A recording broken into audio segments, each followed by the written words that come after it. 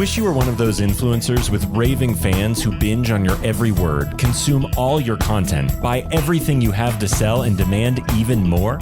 Then stay tuned while Authority Magazine columnist and BuzzFeed contributor Tracy Hazzard shares strategies, tips, and tactics from top videocasters, podcasters, authors, and social influencers on creating that bingeable factor.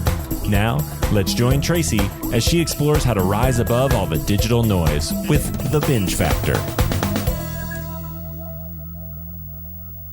I had the pleasure of interviewing someone who has a show that is very story-based. It's focused on the human experience because everyone has a story.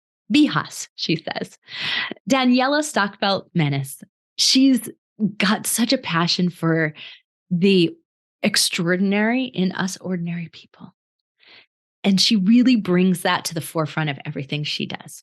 Now, she didn't give me a formal bio here, so I'm not going to read anything. But because we had a pre-call, because we had a call between the two of us, because she invited me on her show first, which actually didn't happen. I got her on my show first. I wanted to flip it around because I wanted to learn a little bit more about her before I came on her show, because she doesn't have a business that runs the show, right? There's not a business behind this. So it's not as easy for me to understand how to serve her audience if I don't understand her first. And that's what I wanted to do, because in her show, she does such a fabulous job of featuring people that she doesn't shine as much. So I didn't get to know as much about her. So I got her on my show.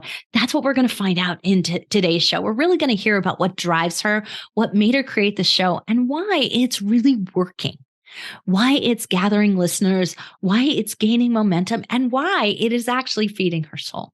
So let's talk to Daniela Stockfleth-Menis about because everyone has a story.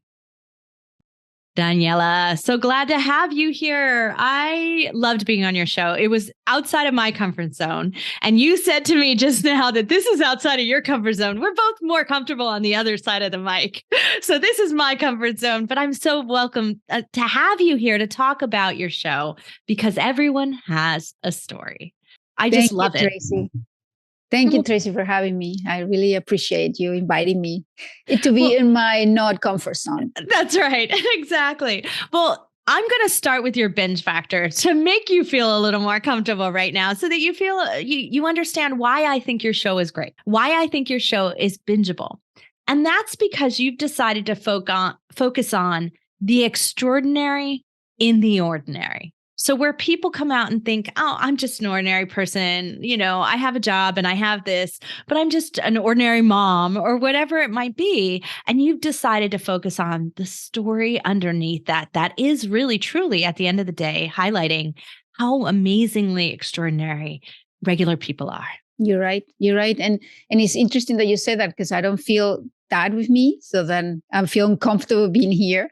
But I can easily convince everyone else that I do believe that everybody has a story, that every story is fascinating and everybody has a life, moments that we can learn from each other. And I don't know, I feel like it was tiring to always listening to the people that are in celebrities or that we know that are famous when we have so much knowledge within ourselves. And so that's why I decided that this podcast will be a great idea. And so far, it has been, for me, a great opportunity for growth. Well, let's talk about why you decided to start it. You've almost hit 100, and congratulations on that. I mean, I'm sure you've recorded 100, but you've almost published 100. You're really shy of it, just as we're recording this right now. So I'm sure by the time this publishes, you will be over 100, and that is a huge accomplishment. So 100 episodes ago, what made you think this podcasting thing was for you? Well, as I have said many times, but is the fact that I had a job for a nonprofit, Big Brothers of Greater Vancouver. And that job was really fascinating because I get to meet people from all different industries. And I learned so many stories. And I always had that, feeling of accomplishment. And I was happy going home. And then I decided to change industries because I like to learn different things. And none of those jobs that I've had gave me that feeling. And so a few years ago, I was listening to somebody's podcast, and they were just having a conversation. And I thought, oh my God, this is amazing. Like, it's just two regular people, but we could do this again. And so I thought maybe I could have a podcast, which, not knowing anything about technology, it was crazy. But I have a son who is an expert on inventing things. And so he said, yes, you can do it. And so I started to watch videos, and I started to listening to everything that I could about podcasts, and still couldn't understand how is it that I can record something and it just goes in the air like magic. That syndication process seems to be a mystery to most of them and to people. And I still today think that's what's holding back people, is not understanding this idea of how it gets out there. But the reality is in today's technology, you don't even have to know. You just have to know where to sign up, right? Yes. That's what makes it so easy. Well, so good you had support system, right? And you had a son who could help you. I love it when we have support systems and on these things where we're like, I don't get this. What do I do? And you've got someone you can go to who probably thinks and rolls their eyes, because I know my kids do that, rolls their eyes like, oh, of course mom doesn't get this, but they gratefully help us and we get to move on. Yes. So, well, sorry to interrupt, but so he kind of guided me. And then I was like, oh, that seems really complicated. Like your brain tells you that that's just impossible. And then one day I said, okay, I want to learn. That's it. And then we sat for a second, and I'm like, oh, this is, Audacity. This is not complicated to edit. Seems very easy. And, I'm very detailed and organized. So that was very good. And then he was gone. And then I did it all on my own, figuring everything out. So in a way, I was like, well, you told me a little bit, but I'm going to show that I can do even more. There's no reason that just mom is going to be an old woman, That's right. I'm going to show him. I love that kind of courage. It's wonderful. Well, your show has this really, I'm going to say, a nice flow of trying to explore the stories in people. And I'm curious as to, have you done a lot of interviews before? How did you sort of prep up and learn how to ask people good questions? Well, the main thing is being curious. I'm full of curiosity all the time. And I didn't know this until, like I always, since I was little, I was, but now I notice more that it is coming more out, and I'm always asking questions. And there was my dad was like this too, and they used to call him Kojak, which, it was like I don't know if you remember. He's a detective, right? Yes, yeah. From the 80s, I think, or the 70s. And I'm older than I look. So yeah, I'm totally there. I know who you're talking about. So my aunt now, she calls me like that because I'm always want to know, but it's just a curiosity to, I don't know why I'm so curious, but also I was for 4 years a Toastmaster. And I wanted to do presentations, and I went to competitions and all this for 4 years. But I was really stressed, like I was before I was coming to this podcast. The stage fright? Yes. I always say that I don't, but it's just the preparation, and then you just want to do it so well. So I decided I couldn't handle it anymore. And also I didn't have a purpose. I don't have to do presentations, not at work or anything like that. But during the 4 years that I was there, one of the roles was to be a host of the whole event. And I enjoyed that the most because I showcase other people. And I realized that that's what I like to do. I, organize the whole thing, but I'm just going to say, welcome, Tracy. She is the important one. And so that's how I also thought that being a Toastmaster and my curiosity were the two main factors that I learned how to, and I still think I need to learn more on how to ask better questions for sure. But that's such a great aha that you realized that you liked that host role. And that's really what podcasting's mostly about. When we approach it from this standpoint of, we're just creating a flow through so that the other person shines, that they're featured. That's the easiest part of the host role, but we have to settle into that, right? Yeah. And you already knew you liked it. So I think that's wonderful. Well, I think the toughest job you have, and one of the things we talk about on this show a lot, is how people get great guests. And the reality is that for you, I think sometimes you have to talk them into becoming a guest. So how do you go about doing that? Telling someone, I want to have you on my show. I want to feature your story. So I do get a lot of requests, and that's also very, like it warms my heart and people want to go to the show. But when I meet people in the street, like, for example, I was in Halifax or Nova Scotia in Canada for a few weeks ago. And we went to this restaurant. It calls the Moose, the Dancing Moose. And then I was saying, how do you make these pancakes? They were like Dutch pancakes. And then I heard his accent, and I'm like, oh, you are from the Netherlands. And, from that, I was like, started to ask questions, and I said, oh, you must come to the show.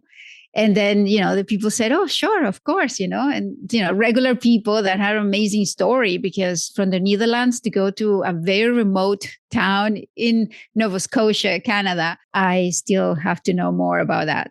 That does sound so exciting. And I bet you they were stroopwafels. So super sweet pancakes, my favorite from the Netherlands. Yes. Yeah. So you have to find out about that. I love that idea that you're following what makes you curious, which that your audience is going to be interested in too. Yes. Right there. Yes. I was like, oh, when that episode airs, I'm going to have to check it out. Right. I just made a note. So how exciting.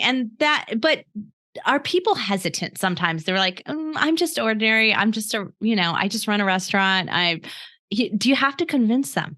Yes, I do. And sometimes I don't succeed. And then I move on until they're ready. But yes, because like me, they are shy, or they don't think that the story will flow, or they had enough information for people to be interested, right? But I disagree, because I think that every story, you can learn something from that person, or from, maybe they talk about a country or something that they did that you didn't know, or a bit of a compassion, So for me, one of the favorite episodes when a lady came to talk about adoption, what would I know about that? Nothing. But now I understand a lot, and it's fascinating. That is. So that's, I think, something that residual benefit to podcasting that I think people don't really realize, which is I feel like I have a whole, an old school term would be a Rolodex full of people, but I have a Rolodex full of stories and, contacts for various unusual things, like the person who makes the best stroopwafels, whatever it might be. Don't you feel that way, that you have this like access to all these great people and these great pieces of information and exciting, things that might benefit someone else in the future? Yes. And that's creating your own community, right? That way I have all kinds of things from one gentleman who he talks about HR and how he wants to change the system of hiring. And I love the way he speaks. So I follow him, and I'm learning more. I wouldn't have met him otherwise. So for me, the podcast has also been like a university. You are going to classes and learning from the stories, all these things that I wouldn't learn otherwise. So it's life, university life. It is for me. I love that. That's such a great way to put it. Well, let's talk a little bit about return on investment. So, because our time is really valuable. What are some of the things that you've taken away as being really valuable to you? Well, I'm very empathetic, but now I have even increased and growth my compassion for people, for situations. And that wouldn't have happened if it wasn't for the stories that people are sharing. And I know that people, sometimes I get feedback from others saying, oh my God, I learned this, or what a fantastic story, or I really enjoy that person's story. So I feel like that's the return of investment that I'm getting. And I know that perhaps, I don't get 1 million viewers, but one person that you can change. And that's what they say, one person at a time, right? And I think we sorely underestimate the ripples that are happening from that one person. Like, what could that one person do? And how many people do they touch? That's really, started from me, from you, right? And that's brilliant to think about. But that's how we met. You were in a podcast, and I listened to you with Alex. and then what happens, I was enchanted. I learned a lot, and then somehow I connected with you, and here we are. So I think that's the best. It can get any better than that. I like it. Follow the threads and just keep flowing through it and find what is interesting you next. What do you hear from your listeners? What do they say? Well, I have I have one that always sends me text and say, I really appreciate it. I really enjoy this story. I really learned this from that. So, and many people are surprised that, they are from different countries or they are from different cities or different situations that they wouldn't meet otherwise, right? Right. Yeah. And I think that that's really the expansive view of it is really giving them an expansive view of community, which I think people touch on and really like. And I think that's one of the reasons why your show, although it might be a slow growth in listener base and totally understand that, but I think that's probably why it's growing in the way that it is. Yes. I mean, I was number one on journalist type in New Zealand. and I was like, oh, wow, that's so funny and then in Switzerland sometimes. So I have a friend in Switzerland. So I texted her, hey, thank you for bringing my numbers up. And she said, oh, I'm sorry. It wasn't me. I'm like, oh, okay, but that's she's good. Like, now I feel bad. I haven't been listening as much as I should. I love that. You assumed it was her. That's so great. But that's it. We don't really realize how many people around the world are looking for what we have until we put it out there. So now 100 episodes later, how are you feeling? Like what do you feel that you have got and what do you feel that you want to tackle next? Well, I got the whole system going. Like I know how to, make it well. I got that I think I do that well, that I make people feel special because that's how I truly feel too.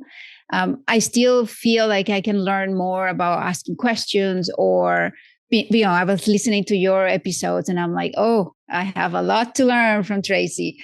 So I feel like you can always take nuggets from everyone and learning is something that you never stop, or at least me, I'm never going to stop doing. And, I think that the moment that I start thinking that I'm not learning that's when I kind of don't feel as happy for what I'm doing. So, and I change, right? So that's why I think that I need always something to look forward to. Otherwise, if I feel like, okay, this is just going and flowing, that's not fun. I want to know what else. For example, I've been trying to work on my website and it's nearly finished, but it's still a lot of work.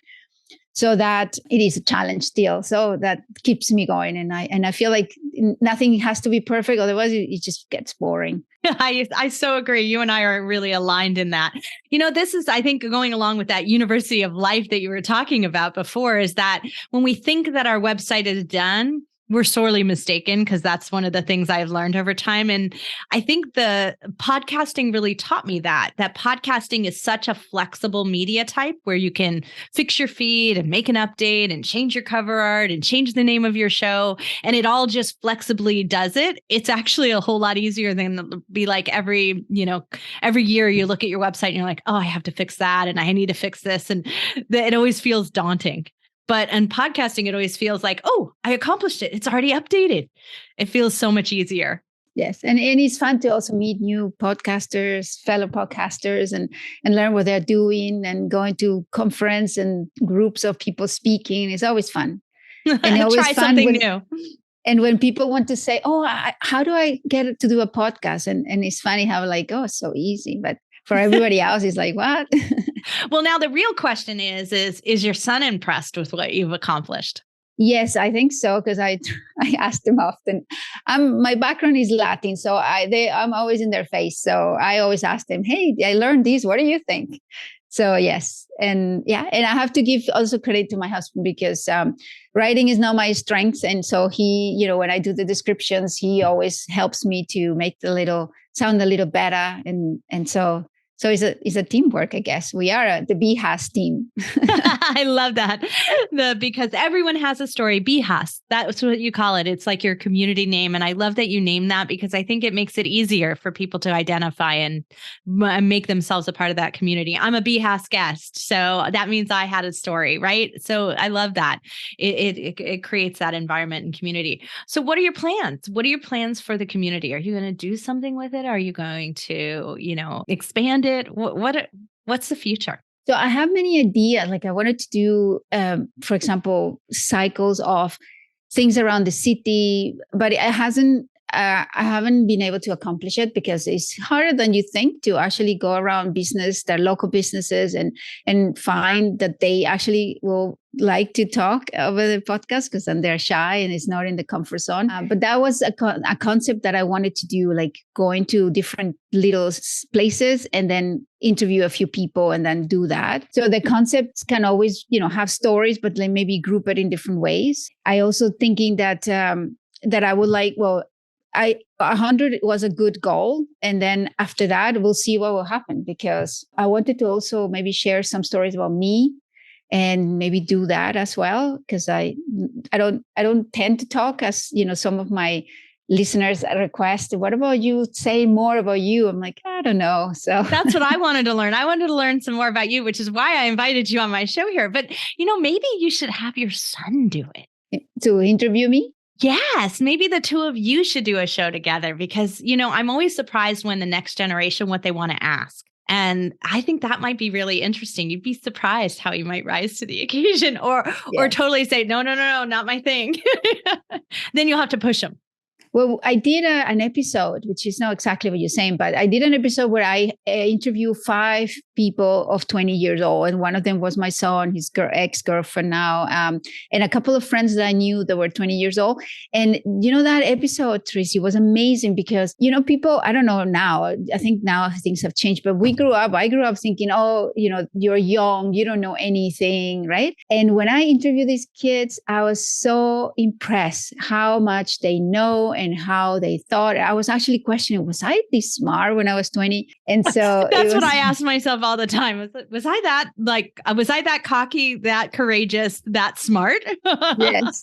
And I think that we were, but we were not, showcased like you can now. So this was good. And, some of the parents, I make sure the parents listen to this episode and say, look, what an amazing young person you have as a child. Don't, try to change it or, anything. So that was good. And yes, I have tried to invite I'm looking for a host to host me when I tell my story. So it could be my son, it could be my husband. We'll see. Yeah. Do a little flip like that. It's always good. And you can always do it in a conversational way instead of more of a formal interview way. So don't feel, there's just it's one of the things I love about you is this. And then they can say, oh, well, I love this about you. Tell us how that happened. And then you can expand on that. So that's always a great way. And I think sometimes some of my favorite episodes that really get to know the host were done by one of their best friends. So someone who really knew them, who already knew where the good stories were. Yeah, that's true. I just have to not be uncomfortable about it, but I will do. I can't wait to hear that one. I love that. Well, some of the things that I think about is just you're talking about this challenge of, going out there and trying to get someone to come on the microphone in a community. And there's logistical challenges there. You're absolutely right about that.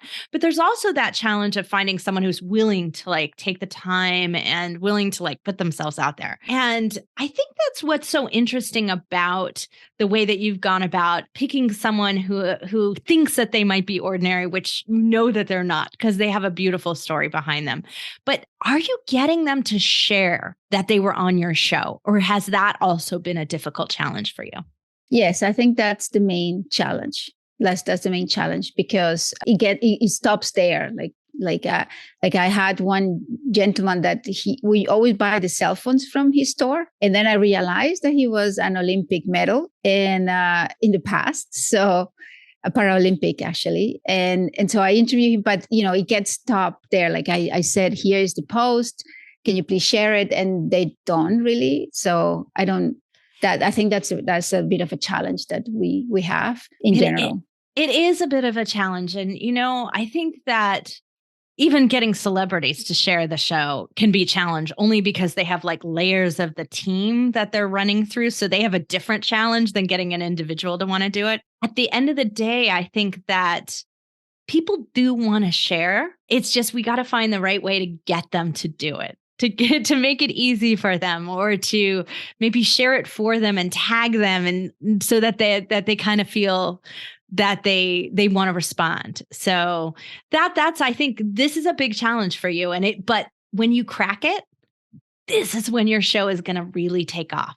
Because when you crack that, those people are the people who have fans who are going to want to highlight your show, who are going to want to share it with others. I feel like LinkedIn is the best way of sharing because I don't know, it's not convoluted with extra things like the other social medias. This one is more like, you are respecting that it's a business and things are not mixed up. So for me, LinkedIn is the best tool to share things. I agree with you. I think that that's probably a great one for you. But I also do think nowadays that Instagram is underestimated. I think that there's been an algorithm shift really recently.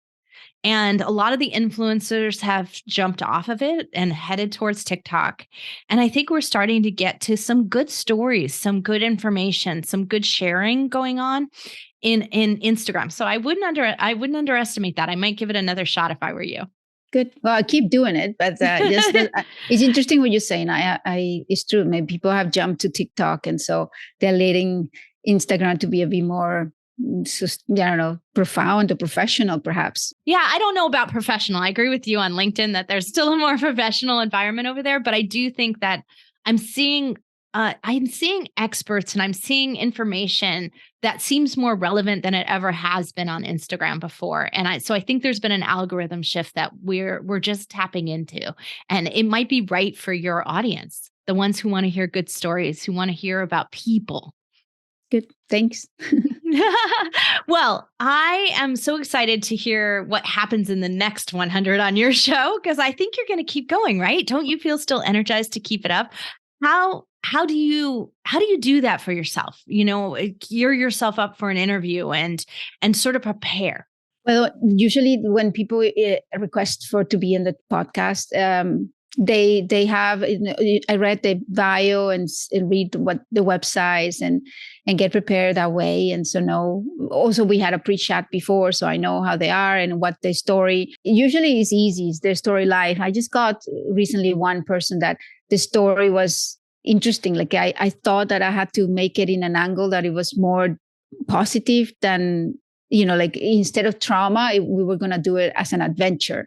And so it was, that kind of thing, thinking about that, the angle that we can get. And then from there, when we start recording, I usually ask 2 questions, why you want to share your story and when does your story start? And from there we go as a conversation. So those 2 questions are the base for the start of the podcast or the episodes.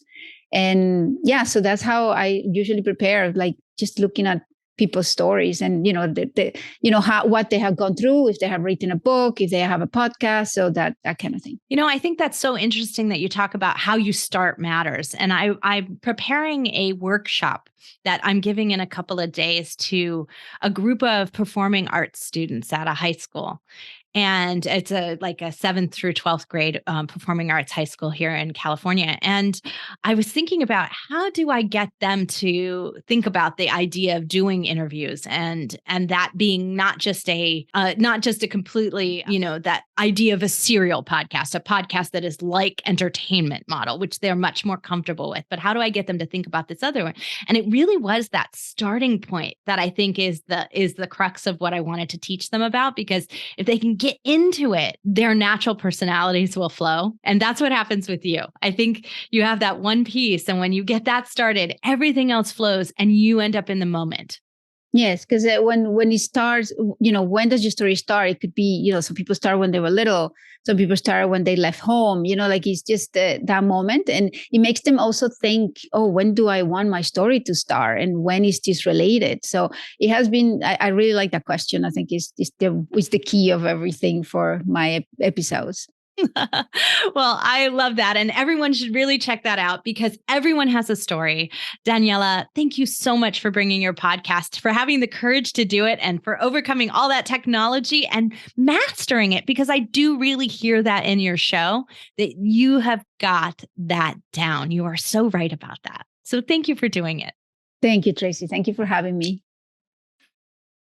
So it is so much fun to check in with people. And because I just talked to her in a pre-call a couple of weeks ago, she's interviewed on my show and I'm going to be on her show in a week. So like we have all these tie-ins and connection points that we're making. We're really building a relationship. And that's what Daniela was saying is the most power. She didn't imagine she was going to have these threads and connection points that she was going to be making between people. This network she's been building, it's beautiful. And because she's reaching into their stories and their souls on these things, she's making a deeper connection at every point along the way. That makes for a deeper and more valuable network. So I really want you to think about what you can learn from Daniela and what you can really bring to your show to deepen that guest experience. And it doesn't mean you have to tell stories and you have to draw out stories. It doesn't mean that. It just means that as you're doing this, let's not phone it in. Let's really be curious. Let's really stay in the moment of us finding out what's going on in our guest world. And when we do that, when we touch them at that level, they want to become a part of our community. And then they rave about what we've built, our podcast, and they share it with others. And that makes for a more powerful connection between all of us. So check out Because Everyone Has a Story. It's a great show. You're going to be inspired by just listening to its format, how she asks questions and what she does, and catch up and meet Daniela Stockfleth-Menis by going to the blog post for this episode at thebingefactor.com and make sure you're connecting through to her. Get your own University of Life by doing a podcast that feeds your curiosity, just like Daniela. And I'll be back next time with another podcaster and their story of how they got started right here on The Binge Factor. You've been listening to the Binge Factor podcast. For more information on podcasting and videocasting success tips and tactics, please go to thebingefactor.com. And be sure to listen to our other show for podcasters called Feed Your Brand. If you'd like to be interviewed on this show, as well as featured in Tracy's column, please go to thebingefactor.com/guest and apply.